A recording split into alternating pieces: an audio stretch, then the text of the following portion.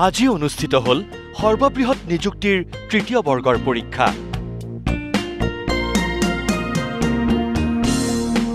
৩,১২৭টা পদৰ বাবে পৰীক্ষাত বহিল ১১,২৩,০০০ পৰীক্ষাৰ্থী।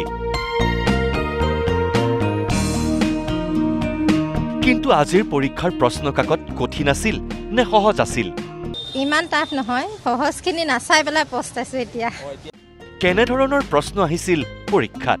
লেভেলটো মানে ইমান টাফো কৰা নাই, মানে কৰিব পৰাকৈ দিছে আৰু। কাৰ পৰীক্ষা কেনেকুৱা হ'ল? এয়া কৰিছো আৰু কি হৈছে ওপৰলাই জানে।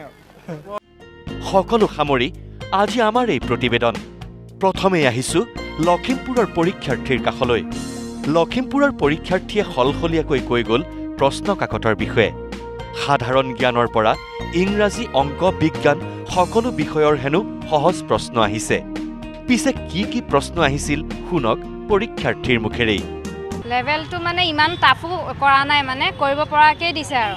প্ৰশ্ন 150টা আহিছে, তাৰে প্ৰথমতে মানে জিকেখিনি আছে, তাৰপিছত তেনেধৰণে ইংলিছ আছে, ৰিজনিং আছে, তাৰপিছত মেথছ আছে। মেথছত আৰু দেখা গৈ ছায়েন্সৰো অলপমান আছে, তাৰপিছত কালি উলিওৱা আৰু বৃত্ত, পৰিধি তেনেধৰণৰ আছে, আৰু দূৰত্ববিলাক আছে, ত্ৰিভুজৰ এনেকুৱা মানে সমকোণী ত্ৰিভুজৰ পৰিসীমা ওলোৱা সূত্ৰ তেনেধৰণৰ আছে, আৰু ইংলিছৰো তেনেকৈ আহিছে। 3টা অংকযুক্ত আটাইতকৈ সৰু সংখ্যা আৰু 2টা অংকযুক্ত আটাইতকৈ ডাঙৰ সংখ্যাৰ মাজৰ ডিষ্টেঞ্চটো, হয়তো লসাগু মানে তেনেকুৱা ধৰণৰ আহিছে। যোগফল হ'লে সংখ্যাকেইটা কিমান হ'ব অনুপাত দি দিছে, সেয়েহে সেই অনুপাতটোৰ মানে গসাগু লসাগুৰ মানে পূৰণ ফলটো যদি ইমান হয় তেতিয়া সেই সংখ্যাকেইটা কি হ'ব তেনেকুৱা ধৰণৰ আহিছে। কাজিৰঙাতো ৰৈ আছিল আমাৰ সাংবাদিক। পৰীক্ষাৰ্থী পৰীক্ষা হলৰ পৰা ওলোৱাৰ পাছতেই আমাৰ সাংবাদিকৰ প্ৰশ্নত কোনোজনে ক'লে যি পঢ়ি আহিছে পাছ কৰিবই।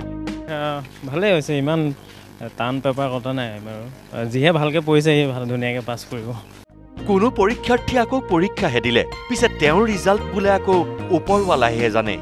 আন কোনোৱে ক'লে পৰীক্ষা দিলোঁ, এতিয়া ৰিজাল্টেহে ক'ব। দুটামান থাকিব লাগে আৰু দেই, বৰ হেৰিকে নাই কৰা আৰু। সেয়াই আৰু কৰিছো আৰু কি হৈছে ওপৰলাই জানে আৰু।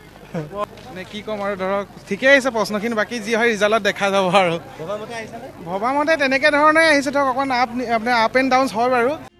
কাৰোবাৰ বাবে প্ৰশ্ন কাকতখন পাজল, কোনোবাই সহজখিনি নাচাই পস্তালে, কোনোৱে যদি অংক টান পালে, কোনোৰ আকৌ কমন পৰিল। মনত থাকি যোৱা প্ৰশ্ন কৈ গ'ল গোলাঘাটৰ পৰীক্ষাৰ্থীয়ে। সাধাৰণ জ্ঞানখিনি অলপ পাজলকৈ দিছে, মানে অংকটো অলপ পঢ়াৰ পৰাই অলপ আহিছে, অলপ হেৰিকৈ সাধাৰণকৈ অলপ মেথডবোৰ অলপ পাজলকৈ আহিছে। প্ৰিপেৰেশ্যন কৰা মতে আচলতে ভাবিছিলোঁ APSC বুলি ওলাইছিলে যে কথাটো, সেইটো কাৰণে অলপ টাফ হ'ব বুলি ভাবিছিলোঁ, কিন্তু মানে ইমান টাফ নহয়, সহজখিনি নাচাই পেলাই পস্তাইছোঁ এতিয়া। শংকৰদেৱৰ আইতাকৰ নাম আহিছে, তেনেকুৱা আহিছে আৰু। ইজি আহিছে, ইমানো টাফ নাছিলে, খালি মেথছটো অলপ লেণ্ডি আছিলে, সেইটোৱে। মেথছৰ কিছুমান কমন পৰিছে, যিখিনি কৰি আহিছোঁ। মেক্সিমাম স্কুল লেভেলৰ আহিছে, চ' ইজিয়ে হয়। কুৱেশ্যন ইজি আহিছে, ইমান টান অহা নাই। তানিয়া চৌধুৰী আৰু নয়নমণি শইকীয়াই মানে কোনখন খেলত অসমৰ ভিতৰত মানে এইবাৰ হেৰি পাইছিলে সেইটো আহিছে।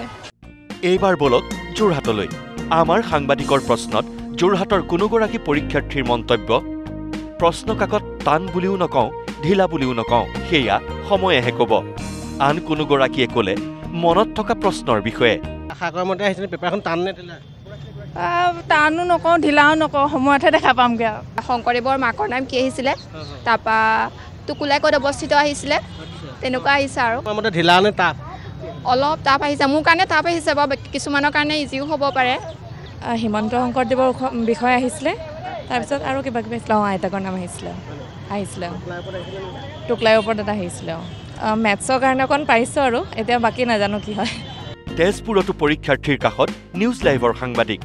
কাৰোবাৰ বাবে যদি প্ৰশ্ন কাকত কঠিন আছিল, কাৰোবাৰ বাবে তেনেই সহজ। কোনোবাই ক'লে আজিৰ প্ৰশ্ন কাকতত অহা আটাইতকৈ সহজ প্ৰশ্নটোৰ বিষয়ে। টান আহিছিলে অকণ, কুৱেশ্যন পেপাৰ টান আহিছে, অলপ টান আছে। ইংলিছখিনি ইজি আহিছে, কিন্তু মেথছবিলাক অলপ টান আহিছে। অলকানন্দা মানে গানটো কোনে লিখিছিলে, তেনেকুৱা কুৱেশ্যনে ভালে আহিছে। কুৱেশ্যন সহজ আহিছে। কেনেকুৱা প্ৰশ্ন আহিছে?